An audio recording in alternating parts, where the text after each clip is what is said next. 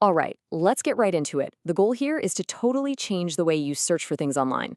We're going to take you from feeling completely buried in information to searching like an absolute pro.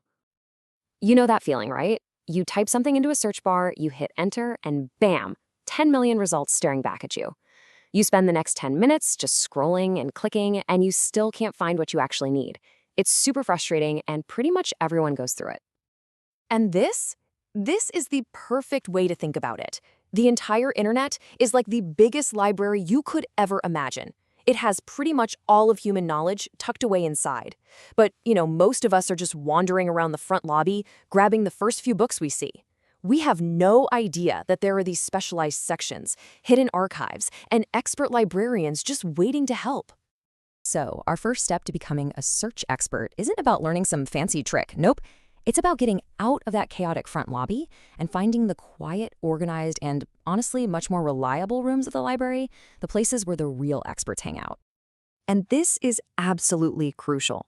See, professional researchers, academics, journalists, they usually don't start their search where everybody else does. They know that the quality of their results is completely tied to the quality of their starting point. One of those key starting points is something called a database. Now, forget the messy, ad-filled chaos of a normal web search. A database is like a perfect digital card catalog. It's the super-structured, curated collection of publications, all neatly arranged and really easy to sort through. And we're not talking about small, niche collections here. The amount of information they hold is just staggering. And just to give you an idea of the scale we're talking about, look at this number. Over 37 million. That's the number of publications in just one database, PubMed, which is all about medical research. Just imagine having that kind of focused power for any topic you're curious about. So, the big takeaway for this first part is this. Your new go-to starting points should be these specialized databases and e-journals. They're basically the digital versions of academic publications. This is where you find the good stuff, the reliable, vetted information. Okay, so you've found the right room in our massive internet library. Now what? Well, now you need to know how to ask for exactly what you want. It's time to learn the language of the library, the language of search.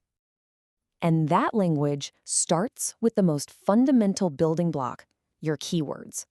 These are the core concepts of your search. Before you even type a single thing, you have to decide on the most important, most specific words for your topic. I mean, this is the foundation for everything else we're about to do. Once you have your keywords, you get to unlock your brand new superpower.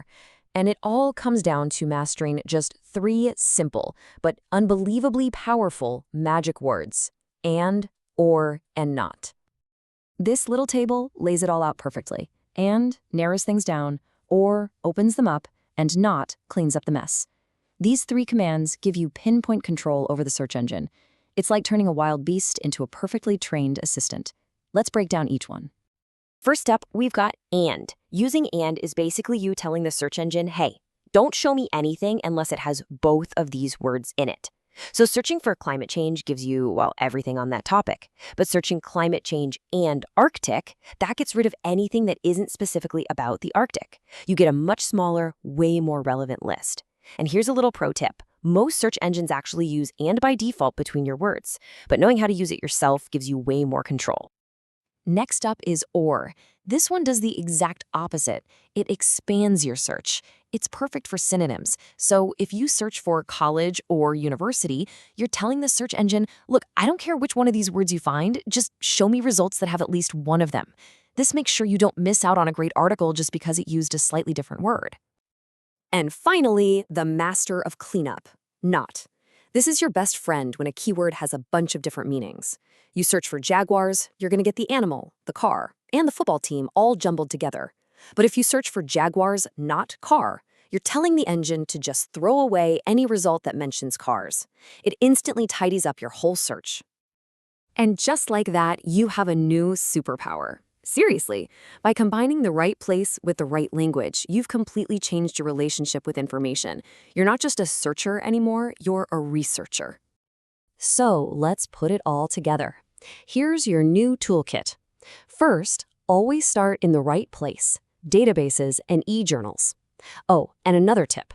Once you're in a database, look for an advanced search page. It'll give you even more control. Then, Pick your keywords carefully. And finally, use your magic words, and to focus, or to broaden your horizons, and not to filter out all the junk. That's the whole strategy, right there. Remember that giant library we talked about in the beginning? The one where we were all kind of lost? Well, guess what? You're not lost anymore. You now have the map to find all the hidden rooms and the magic words to unlock every single one of their secrets. That feeling of being totally overwhelmed by information, it's gone. It's been replaced by a feeling of power, of possibility. So the only question left is, now that you can find pretty much anything you want, what are you going to look for first?